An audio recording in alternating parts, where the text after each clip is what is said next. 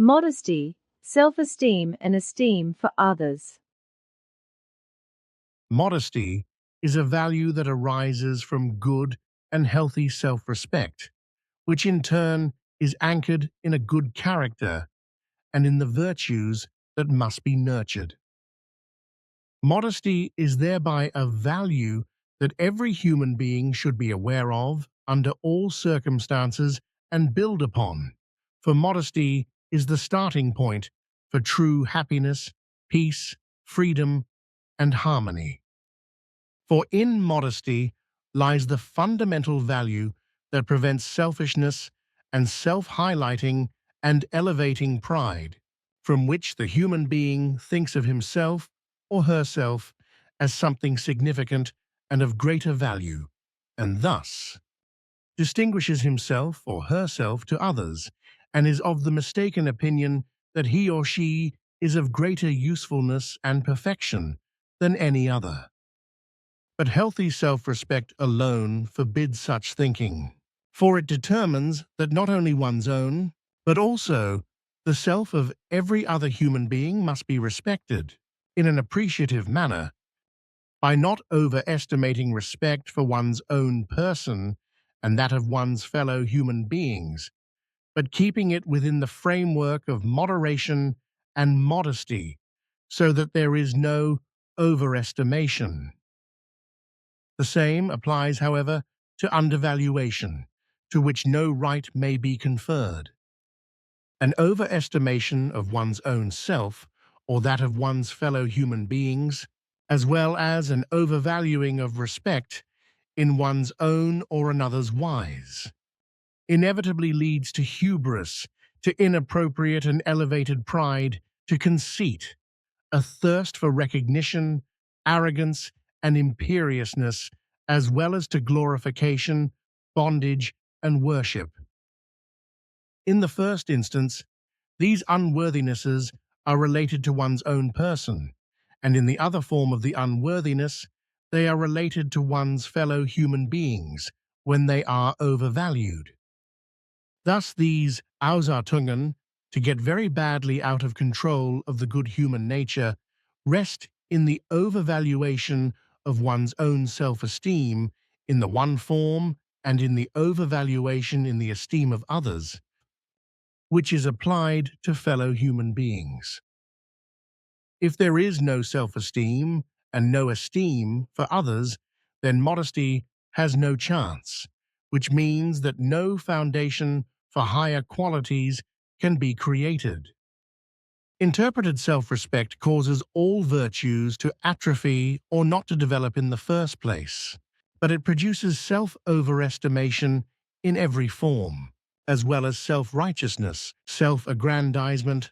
haughtiness, conceit and presumptuousness, as well as boastfulness, arrogance, vanity, craving for recognition and assumptions, etc. While with translated estimations of others, humans are idolized, elevated to heroes, saints, masters, idols, ones to be worshipped, representatives of God and gurus to whom one falls in bondage.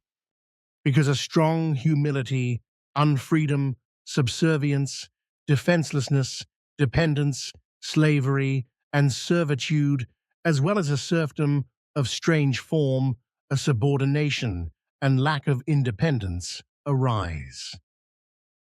Therefore, a differentiation must be made between a good and healthy self-esteem and esteem of others, and a degenerated self-esteem or esteem of others. But there is also the case of too little self-esteem and esteem of others, which also corresponds to a form of degeneration and causes damage. The case of too little self or other estimation leads to the fact that one's own person or the fellow human being is held to be incapable and worthless or inferior, etc. To disparage one's self or one's fellow human in this form, and to disparage one's abilities, virtues, thoughts and feelings, as well as one's character and personality, etc., has nothing to do with modesty, however, which manifests itself in such a wise that inner modesty, as well as modesty shaped by thoughts and feelings and by activities and deeds, exists, and thus in a tempered modesty in which self-conquest, modesty, contentment, restraint, patience, simplicity, self-indulgence, and unpretentiousness, as well as forbearance, economy, and tolerance, are also anchored, among many other positive values. Too little modesty brings discord, quarrels, envy, and hatred, because behind them there are still hidden, in certain forms, cravings, desires, wishes, lusts, vices, presumptuousness, immoderateness, licentiousness, and covetousness, as well as greed and avarice, etc., which are able to break through again and again, powerfully or surreptitiously. Therefore, only the true and the most appropriate modesty should be cultivated, as well as the most appropriate self-esteem and estimation of others. Like too little modesty, too little self. Esteem and esteem of others should be avoided,